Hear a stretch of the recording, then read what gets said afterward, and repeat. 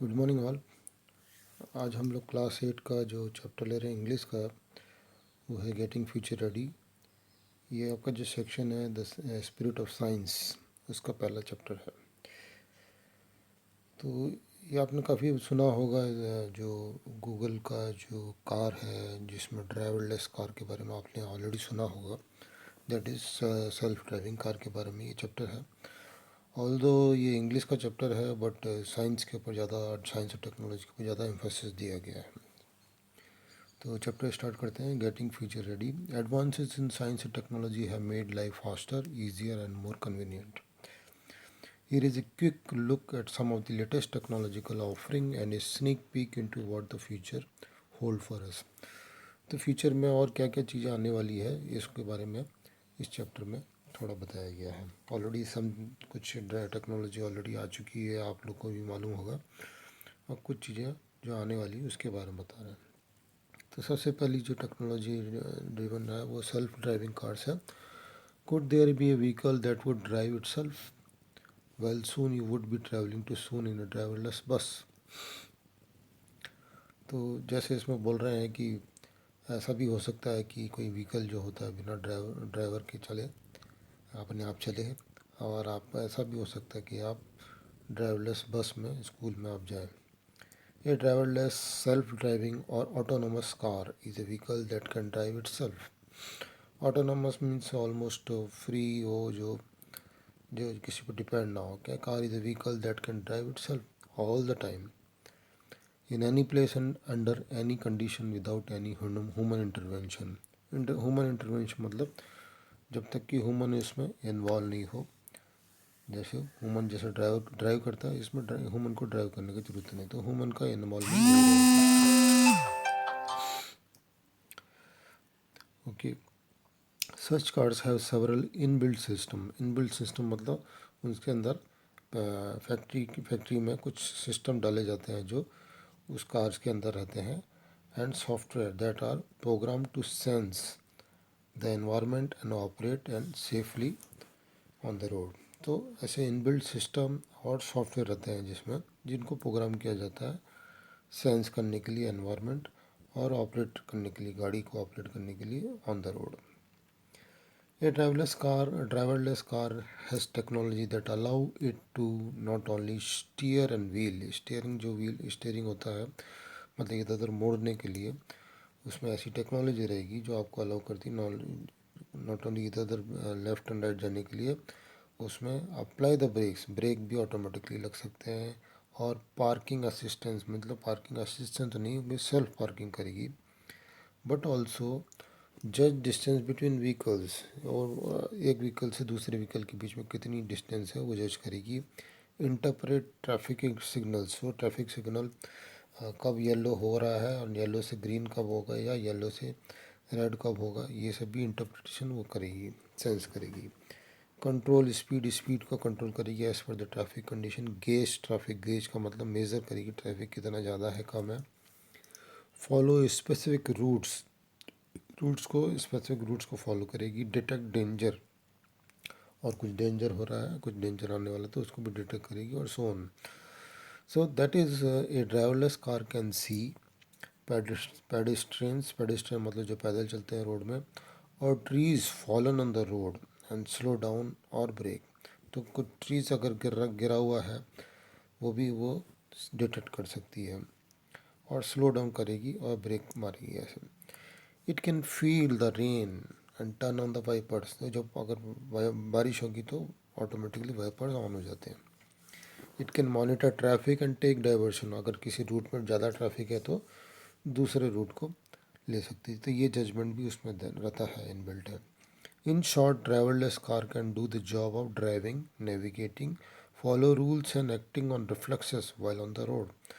तो in short में बोला है कि ड्राइवरलेस कार जो होती है वो ड्राइविंग कर सकती है, नेविगेटिंग मतलब ट्रैफिक में इधर से उधर निकल सकती है, फॉलो रूल्स फॉलो करेगी ट्रैफिक की, एंड एक्टिंग ऑन रिफ्लेक्स है। रिफ्लेक्स मतलब रेस्पॉन्डिंग नेचुरली क्विकली। मान लो कोई सामने आ गया तो इमीडिएटली ब्रेक लगाना या मुड़ जाना, ये सब एक्टिंग ऑन रिफ्लेक्सेस का लेता है।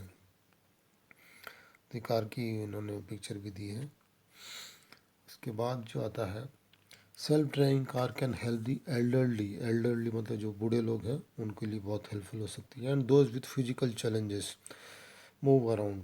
तो जिनकी फिजिकल डिसेबिलिटी है ये जो कार ड्राइव नहीं कर सकते उन लोग के लिए और एल्डरली के लिए काफ़ी यूज़फुल हो सकती है इधर से उधर जाने के लिए।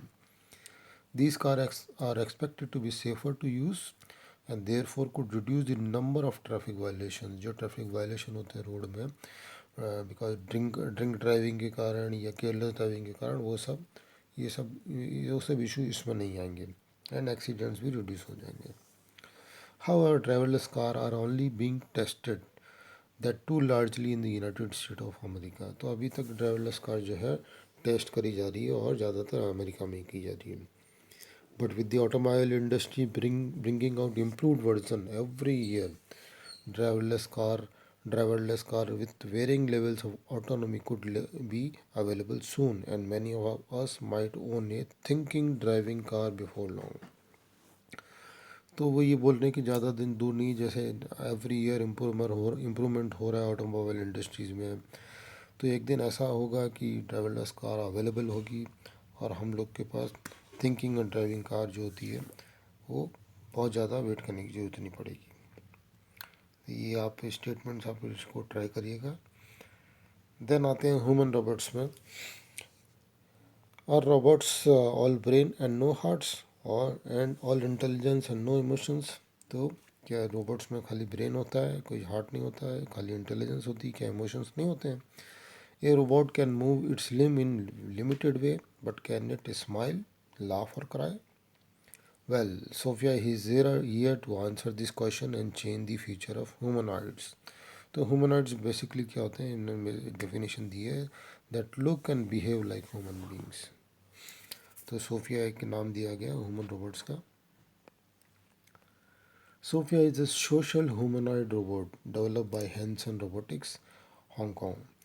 She was activated on 14 February 2016 and revealed to the public in March 2016 in Austin to USA।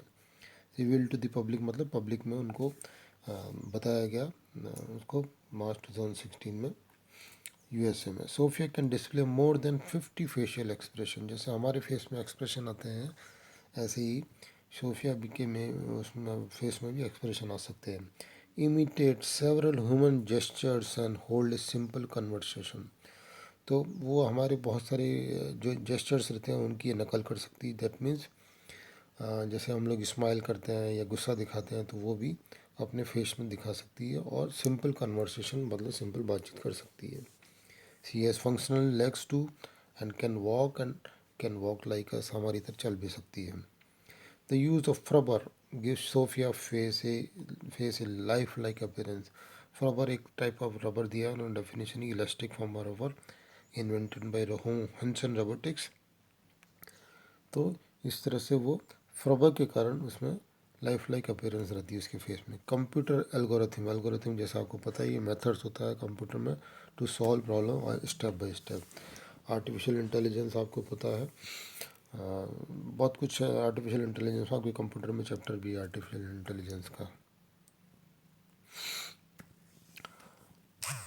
Okay okay allow her to recognize faces and voices, maintain eye contact and process human speech। Okay, process means understand। Okay, now Sophia was conceptualized by, conceptualized का meaning दिया है designed by David Hanson as a companion for the elderly in nursing homes and as a guide at large public places and events। तो ये basically companion किसी साथी के लिए design करेगी, जैसे जैसे ह्यूमन नर्सिंग होम में जो एल्डरली लोग रहते हैं उनके लिए उनके असिस्टेंट की तरह, कंपेनियन की तरह उनको डिज़ाइन किया गया है। और एज गाइड के लिए भी डिज़ाइन किया गया है कि लार्ज पब्लिक प्लेसेस जैसे शॉपिंग मॉल्स में, इवेंट्स में ये गाइड का काम भी कर सकती है। Sophia is the United Nation development program first ever innovation champion. तो ये यूएनडीपी का एक फर्स्ट एवर इनोवेशन चैम्पियन है Sophia. As of now, Sophia can only answer a specific question based on predefined topics। अभी तक हाँ Sophia can खाली specific question design answer कर सकती है प्री डिफाइंड टॉपिक्स में। जैसे आपने अलेक्सा को भी इंट्रैक्शन किया होगा, अलेक्सा के साथ जैसे म्यूज़िक सुनते हैं या बहुत कुछ हम उससे पूछते हैं, उसी तरह से सोफिया को भी डेवलप किया है, इस तरह के समझ लीजिए। But her range is expected to improve with future research. But उसकी फ्यूचर में उसकी रेंज इम्प्रूव हो सकती है, बहुत सारे टॉपिक्स में वो कन्वर्सेशन कर पाएगी। Sophia popularity indicate that there will be more functional humanoids in the future and that elements of science fiction may one day become a reality। तो जहाँ तक हमको आजकल साइंस फिक्शन दिखता है कि एक इमेजिनेशन दिखती है, वो रियलिटी में बदलने जा रही है। ओके, नाउ उसके बाद आ जाता है, तो आपने दो टेक्नोलॉजी पढ़ ली, एक तो सेल्फ ड्राइविंग कार और दूसरी humanoids.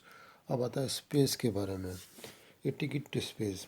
Are you avid reader of space fiction? Avid का मतलब होता है कीन, जिसमें बहुत इंटरेस्ट होता है। Read of space fiction, space fiction के बारे में जैसे बहुत सारी मूवीज़ आती है, स्टार वार्स आई थी, अभी रिसेंट में काफ़ी मूवी आ चुकी है स्पेस के बारे में। Have you ever envied astronaut और wished to travel in space? क्या आपको एस्ट्रोनॉट के साथ थोड़ी एनवे मीन्स जलन होती है, और कभी आपने ट्रैवल स्पेस में ट्रैवल करने के लिए विश किया है? Your space dreams and intergalactic fantasies में सून बिकम टू। इंटरगैलेक्टिक मतलब गैलेक्सीज के बीच में आज इस ट्रैवल करने की फैंटासी मतलब ड्रीम्स आपके ट्रू हो सकते हैं। इसके लिए आपको एस्ट्रोनॉट बनने की भी ज़रूरत नहीं है। Humans have always been fascinated by outer space. Fascinated मतलब बहुत ज़्यादा इम्प्रेस होना किसी के आउटर स्पेस के साथ। जैसे हम लोग ह्यूमंस जो है नेचुरल टेंडेंसी रहती है उनकी, बहुत विश करते हैं कि हम भी वहाँ जाएं। Travel into space have been limited to astronauts and private space travel for pleasure was unheard of until now. Travel जो था स्पेस में, अभी तक एस्ट्रोनॉट ही जाते थे, वो साइंटिफिक रिसर्च के लिए ही जाते थे। प्राइवेट स्पेस ट्रैवल अभी तक नहीं सुना गया था अभी तक, बट अब ऐसा टाइम आने लगा है। In December 1990 Japanese TV journalist Toyohiro Akiyama went into space as part of the first commercial space flight। तो 1990 में जापानीज टीवी जर्नलिस्ट जो थे वो स्पेस में गए थे as a first commercial space flight में। He gave live reports for a week from the Mir space station. जो मीर स्टेशन रशियन का मीर स्पेस स्टेशन है, वहाँ से उन्होंने एक वीक तक लाइव रिपोर्ट्स दी थी। However the first amateur to pay for a flight into space was Dennis Tito. Dennis Tito का नाम आपने बहुत सुना होगा। एमेच्योर का मतलब होता है जो जो प्रोफेशनल नहीं हो, मतलब अपने इंटरेस्ट के लिए गया था, बस किसी साइंटिफिक रिसर्च के लिए नहीं गया। तो Dennis Tito, a US engineer and businessman, is very famous businessman. So he was the first amateur to pay for the flight into space. He became the first space tourist or citizen explorer by visiting the International Space Station ISS, बहुत famous है, for 7 days in 2001। तो 7 days के लिए टीटो वहाँ पे गए थे। तो ये थोड़ी सी स्पेस वॉक इस तरह से कैसे बनाई जाती है वो फोटो दी है। Then between 2001 and 2009, 6 more people bought a passage to space। bought a passage to space मतलब छः लोग और वहाँ गए थे। One of them, Charles Simonai, even went twice। वो 2 बार गए between 2003 and 4। Two individuals breached the Earth atmosphere। Breach मतलब जो अर्थ का एटमॉस्फेयर होता है वहाँ तक पहुँचे थे, उससे आगे भी गए। And entered into outer space in an experimental spacecraft। Several space tourism companies have been formed since then with an aim to facilitate private space exploration for a hefty fees। बहुत सारी कंपनीज बन गई है जो space tourism कराती है और private space को फैसिलिटेट करती है फॉर ए हेफ्टी फीस, मतलब बहुत फीस लगती है, इसमें ज़्यादा फीस है। Civilian space program offering zero gravity space flights. Civilian के स्पेस प्रोग्राम अभी आ गए हैं जिसमें आपको जीरो ग्रेविटी का फीलिंग कराई जाएगी आउटर स्पेस में ले जाके। And short duration space walks भी कराया जाएगा और already being offered. Perhaps by the time you grow up space plane may become common as buses. जैसे ही आप बड़े होंगे, अभी आप 8th क्लास में हैं, तो आप बड़े होंगे तो स्पेस प्लेन कॉमन बन जाएंगे एज ए बस। जैसे आजकल बस चलती है, हो सकता है स्पेस प्लेन भी चलने लगे। एंड ट्रिप टू मार्स में बिकम क्वाइट अफोर्डेबल। और ट्रिप टू मार्स जो के लिए हो सकता है बहुत अफोर्डेबल हो जाए। You may even be able to fly to the moon and back for a holiday. तो लोग जैसे आजकल स्विट्ज़रलैंड, मनाली ऐसे इसमें हॉलीडे में जाते हैं लोग, हो सकता है कि मून पे हॉलीडे मना के आ जाए एक वीक का। तो this that was the chapter all about. Thank you for watching this video. Thank you very much.